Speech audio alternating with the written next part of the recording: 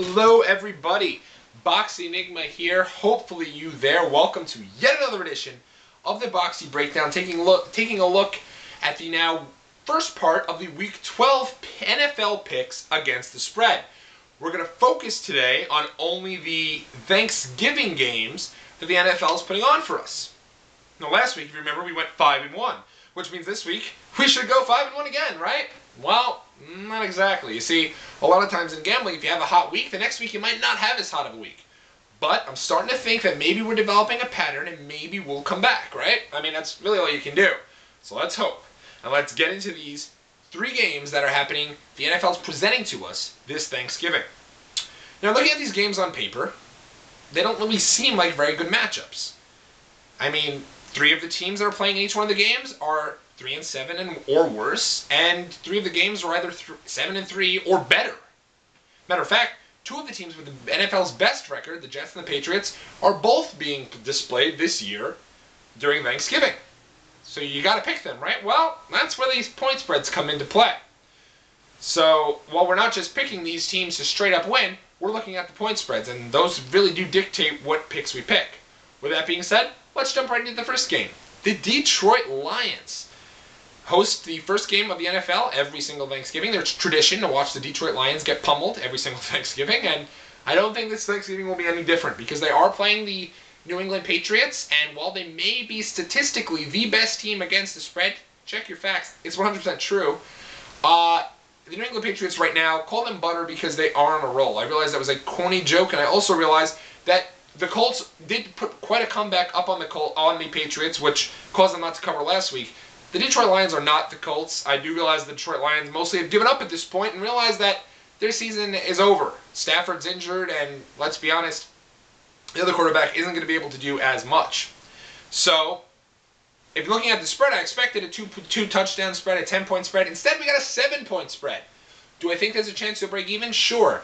But if you're picking Patriots or Lions, you got to go with Patriots. Patriots by 7 all the way on the road against Detroit. Game number 2, you watch the Dallas Cowboys. And really, recently, it's either been a bad game or a good game, depending upon how the Cowboys have been, right? Well, now you have the Cowboys coming in with Jason Garrett going 2-0 in his first 2 games against the defending Super Bowl champs, New Orleans Saints, who have been a bit shoddy this year, but who seem to be coming into their own. It's only a 3-point spread for the New Orleans Saints.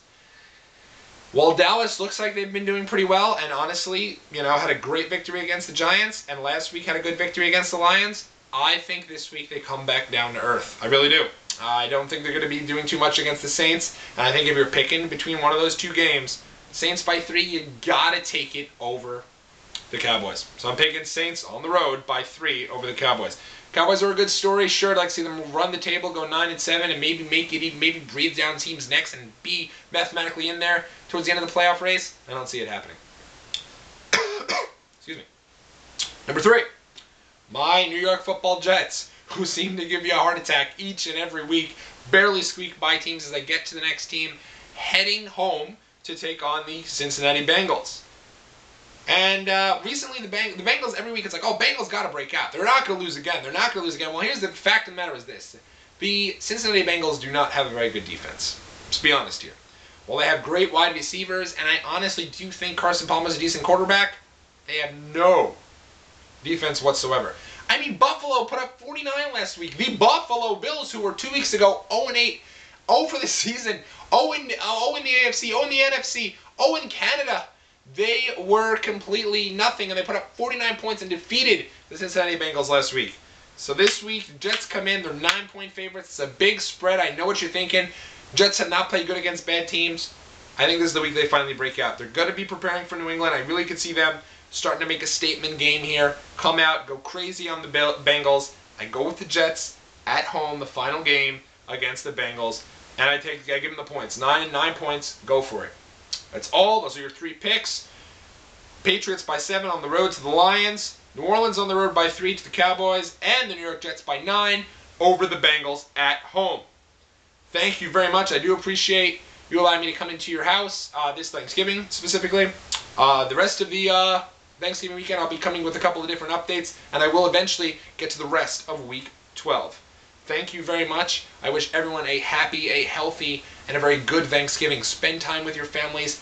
Honestly, it gets a little difficult sometimes. You get wrapped up in work, you get wrapped up in a social life, but this is the one holiday I honestly urge everyone to spend time with your family. I know I will. I mean that from the bottom of my heart. I am very thankful for them. I'm very thankful for this opportunity to express myself via social media over the internet. And that's all I got to say. Take it easy. Very happy Thanksgiving to you. Be well.